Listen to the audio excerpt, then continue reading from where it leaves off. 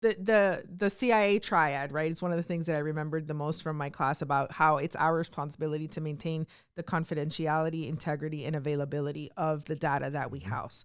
So outside of taking these precautions, right? Like, can you maybe just briefly explain, the difference about the three as far as, the importance of what's the difference between maintaining the confidentiality and the integrity? Because not the same, right?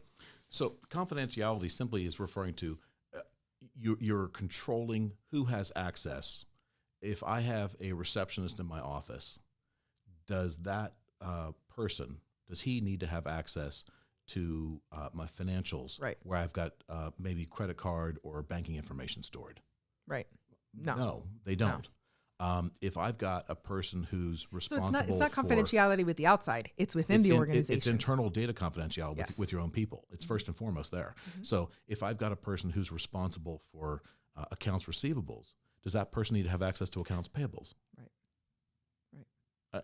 If all they are, so it's segregating permissions. So what you're doing is you're saying, how do you have, in IT we call it the principle of least privilege. Okay. So how do I give you the least amount of privileges that you need to be able to do your job? Here's what we see in most small businesses, probably everyone here is going to go, yep, that's me, is once you get through the door, once you get through the firewall, it's just wide open. Everything is open. Everything's available. The only thing that we may hold back would be is payroll information, and that's held over here. That's kept secure, so you don't know what I make and you make and everything else. But everything else is wide open. Why? Because I trust everybody. Why? Because we've worked together for so many years. And that's classic small business. Right. What this is causing you to do is saying, okay, if you're never going to work with these customers, A through P, you don't have access to them. Why? And that's just another entry point, right? Like, why does the receptionist need to have dates of birth and socials and banking information of the employees if she's not related to payroll or the salesperson? Right. Why? So that's also another weak access point, right? And these hackers are watching and they know that. Yep. They know that. So the issue of confidentiality starts internally. Who should have access? This principle of least privilege. I can never remember what the acronym even means. The accessibility is A, right? Right. If I remember correctly. That should, who has access to it from a secure location is part of what that conversation is. So, for example, should I have access from my corporate-owned laptop when I take it home? Well, sure. I can see that one. Should I have access from my high school kid's computer at home? There's a whole lot more checks that I would want to do before I do that. Right. So am I going to make this accessible the same way, or am I going to have other checks? Now, most of that stuff is handled automatically using technology to say, hey, do you have any virus in place? Do you have, oftentimes what we'll do is we'll say, you can't have an actual copy of that Word or Excel document on your machine unless it's a managed asset from the company. You can view it in the browser, right? But you can't actually open it locally because the browser helps separate some of that access. You'll have to help me with what I mean. The integrity. Integrity. So integrity, think about it this way.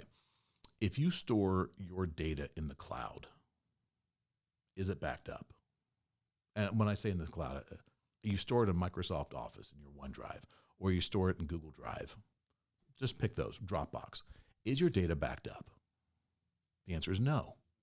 In fact, for anyone looking, I can give you the Microsoft because I know it off the top of my head. If you look at Microsoft's end user agreement, paragraph 6, clearly states your data is not backed up. Your data is replicated in multiple locations. What Microsoft is concerned about is the integrity of your data. So here's what that means. Microsoft will never have a problem with one of their data centers catching fire, burning up, and you've lost some data because they have it replicated at 2 other data centers. So something happens at one, too bad for that data center, but your data's over here. It may be a little slower to get to, but the integrity of your data is okay.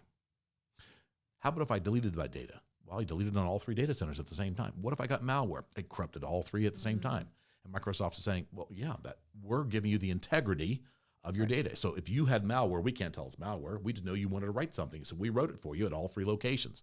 They maintained the integrity from their perspective. The problem is you had lost control of integrity on your side, so it got corrupted. So what do you do in that case? You need to make sure that you have a backup of your data. You need to make sure you have systems in place so the data doesn't get corrupted, right? And so either doesn't get corrupted to begin with, or you can reverse that corruption quickly. If not, that's where integrity is coming about. So you've got all that, and that's really what you're looking at is how am I being responsible with my data, with my systems, with what we're doing. That's really all That's so complex. That's all the